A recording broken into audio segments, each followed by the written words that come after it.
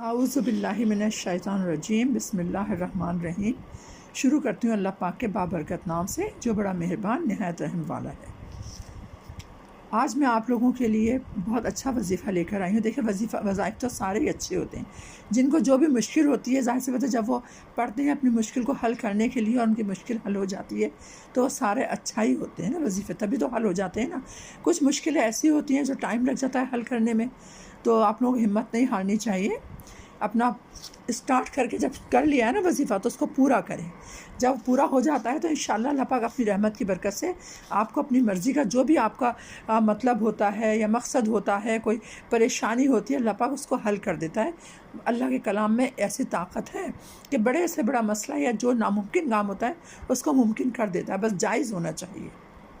اور جائز کام میں اللہ کے جب آپ سہارا لیتے ہیں تو اللہ پاک خود بخود اپنی رحمت کی برکت سے اس کام کو جلد سے جلد پایہ تکمیل تک پہنچا دیتا ہے۔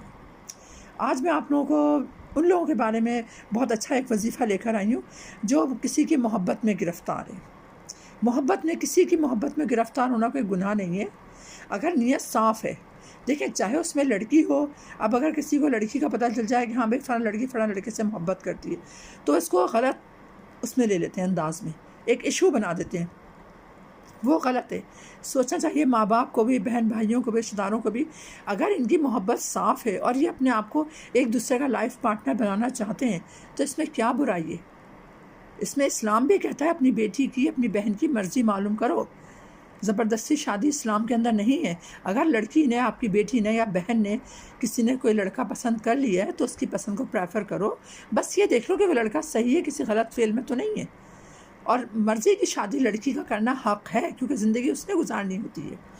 اب میں آپ کو یہ بتانا چاہتی ہوں کہ بہت سے گھروں میں خاص طور سے لڑکیوں کے لیے ایسا ہوتا ہے کہ گھر والے سخت ہو جاتے ہیں، نہیں ہم تمہاری پسند کی شادی نہیں کریں گے، وہاں پھر وہ گھر والوں کی وجہ سے وہ لڑکی باقی ہو جاتی ہے۔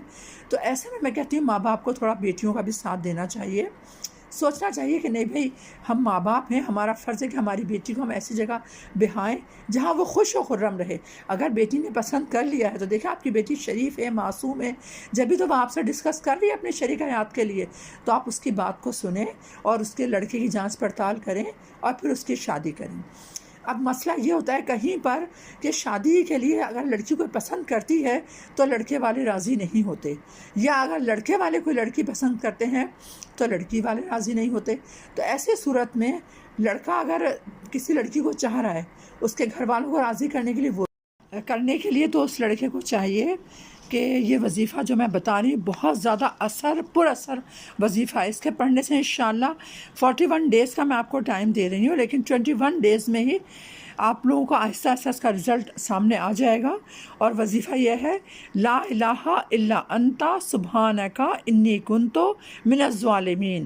اچھا اس میں لوگ ایک غلطی کرتے ہیں، جہاں میں نے کہا نا کنتو تو وہاں بہت سے لوگ بولتے ہیں کنتم، تو یہ ملا کے نہیں پڑھنا ہے، کنتو بولنا ہے۔ کنتو صحیح عربی کا وہ ہے، اس میں ملانا نہیں ہوتا، لیکن بہت سے لوگ غلطی کر دیتے ہیں، تو کیونکہ غلطی ہم انسان سے ہی ہوتی ہے تو اس لیے میں آپ کو واضح کر رہی ہوں کہ لا الہ الا انت سبحانک انی کنت من الظالمین۔ یہ آپ نے پڑھنا ہے۔ پڑھنا اس طرح سے ہے کہ دیکھیں صبح میں 41 ٹائم پڑھ لیں اور عشاء میں 41 ٹائم پڑھ لیں، اول آخر 7 دفعہ یا 5 دفعہ درود پاک پڑھیں۔ اور جب آپ درود پاک پڑھ رہے ہوں ذہن میں یہ رکھیں کہ میں اپنی پسند کی جہاں شادی کرنا چاہتا ہوں یا چاہتی ہوں وہاں پر کامیابی حاصل ہو جائے مجھے اس وظیفے کی برکت سے۔ تو انشاءاللہ چاہے بیٹا ہو چاہے بیٹی ہو، وہ جہاں اپنے پسند کی شادی کرنا چاہ رہے ہیں اگر ان کے حق میں بہتر ہوگا تو ماں باپ خوشی خوشی ان کی وہاں پر شادی کر دیں گے۔